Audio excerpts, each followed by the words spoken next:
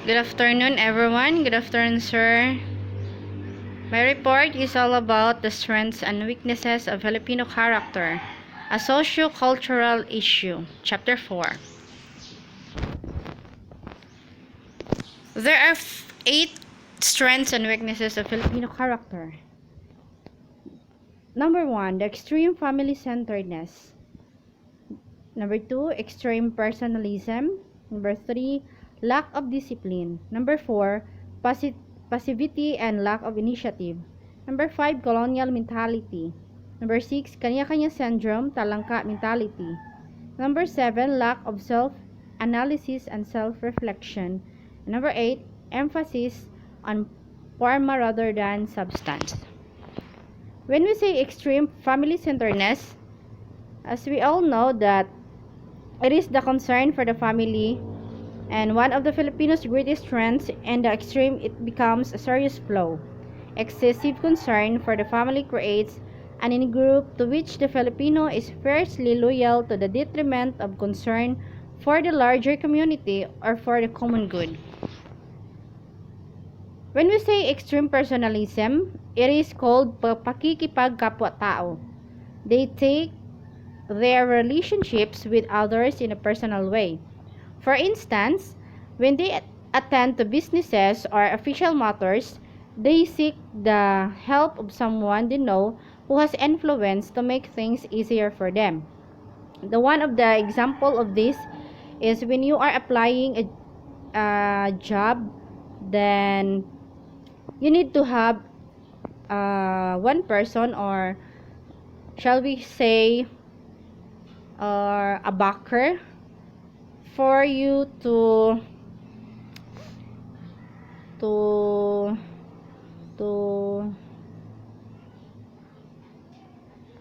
for you to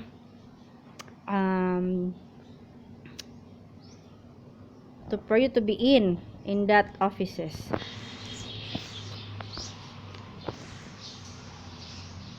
The fourth one is the passivity and lack of initiative. Filipinos are generally seen as a passive and lacking in initiative. We wait to be told what has to be done.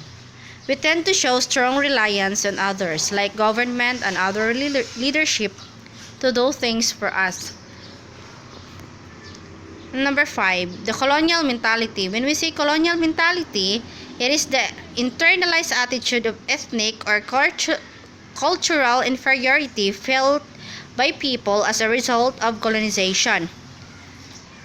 Being colonized by other group, it corresponds with a belief and that the cultural values of the colonizer are inherently superior to one's own. Number 7, the kanya-kanya syndrome.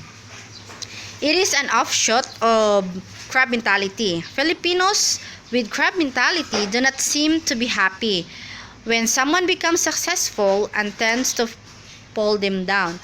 So it is self-explanatory that kanya-kanya syndrome is like when someone is planning to have, or when someone is having a goal to be successful, then you cannot deny the fact that there is a person will not support your plan. Like they have insecurities that you are going to be successful in life. And the next one is the lack of analysis and self-reflection. There is a tendency in the Filipino to be superficial and even somewhat flighty.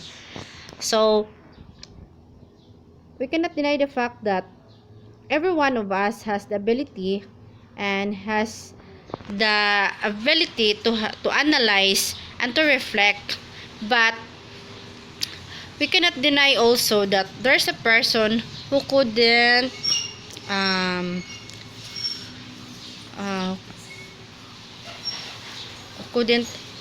analyze or couldn't reflect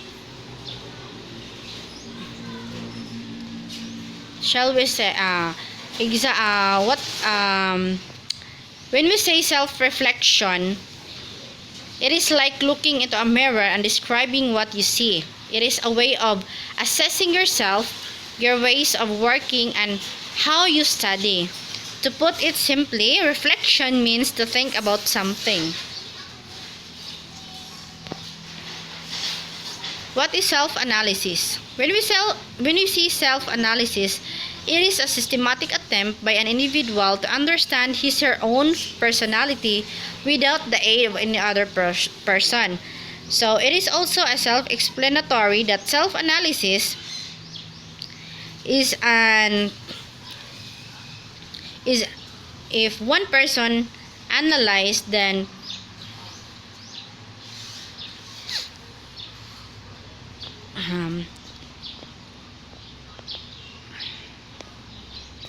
when we say emphasis on form rather than substance, we Filipino emphasize form rather than substance because we are just looking at the outer point of someone or something that rather than looking at the inner point of someone.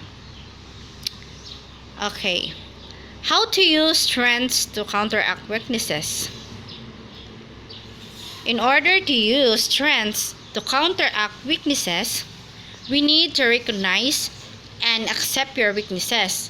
To get guidance from someone you trust, be very prepared, hire the skills you lack, get just good enough, look for ways to serve others with the same problem.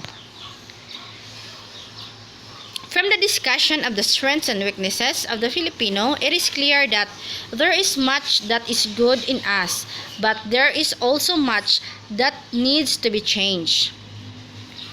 It is also clear that many of our strong points are also the sources of weaknesses.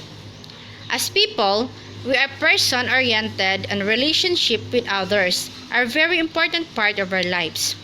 We are thus capable of much caring and concern for others. On the other hand, our person orientation in the extreme leads to lack of objectivity and disregard for universal rules and procedures where everyone, regardless of our relationship with them, it is treated equally. Our person orientation leads us to be concerned for people and yet to be unfair to someone. Our family orientation is both strength and weaknesses, giving us a sense of rootedness and security, both very essential to any form of reaching out to others. At the same time, it develops in us in group that prevents us from reaching beyond the family to the larger community and the nation.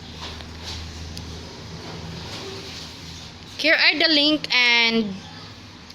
link for evaluation. And this is all about my report.